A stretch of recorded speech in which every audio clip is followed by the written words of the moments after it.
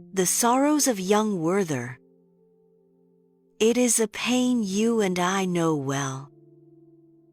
You know you should not miss him, but you cannot take your eyes off him. You know this love has no end.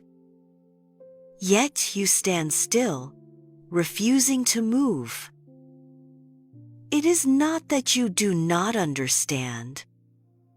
You just cannot accept the cruel truth that he does not belong to you.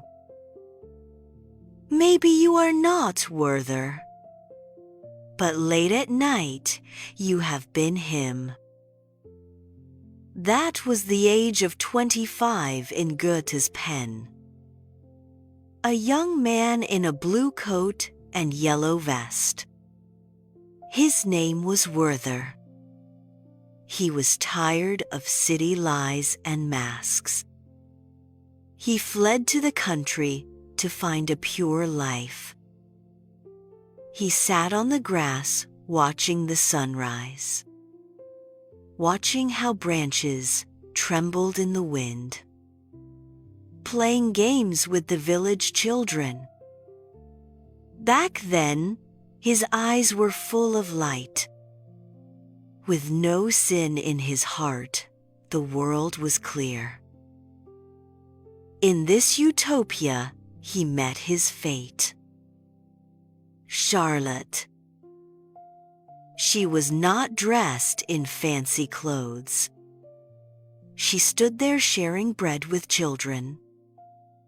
She looked up and smiled gently. Werther's world instantly went quiet. No dramatic conflict occurred.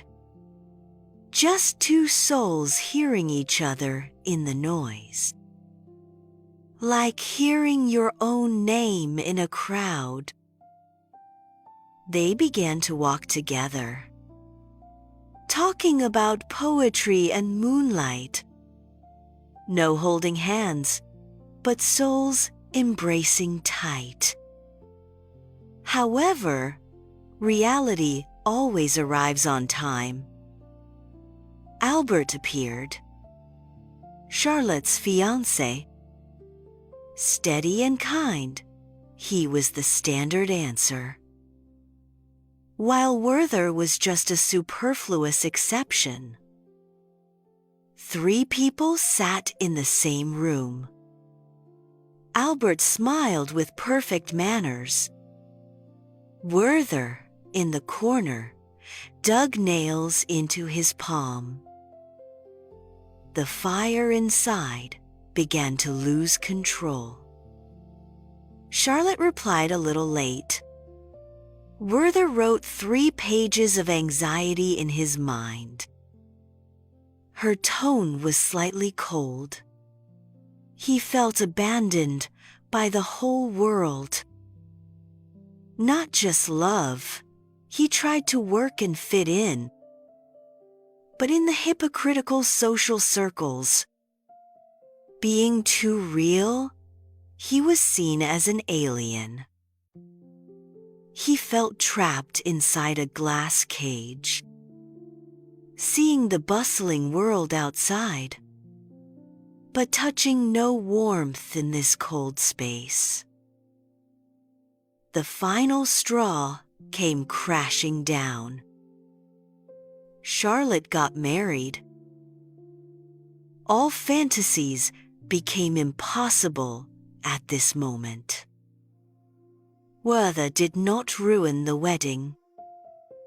He just went back and lit a candle. He borrowed a pistol from Albert.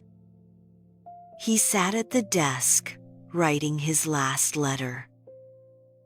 No resentment and no accusations. Dressed neatly, he looked at the snow one last time. Since the world has no place for me, then I will return my place to the world. The gun went off. He did not die from love. He died because his sensitive heart had no home in this hard world. Many say Werther was too fragile. Yes, because he lived too truly. You have been like him too, right? Mocked for being too sensitive and too serious. But please listen to me. This story is not for you to copy his ending, but to tell you that you are not alone. The times have changed. You can cry, crash, and break your heart like him. But at dawn, please put on your coat and open the door. Eat breakfast, go to work, and keep looking. Because you are luckier than Werther. You are still here. Please carry that truth and keep living.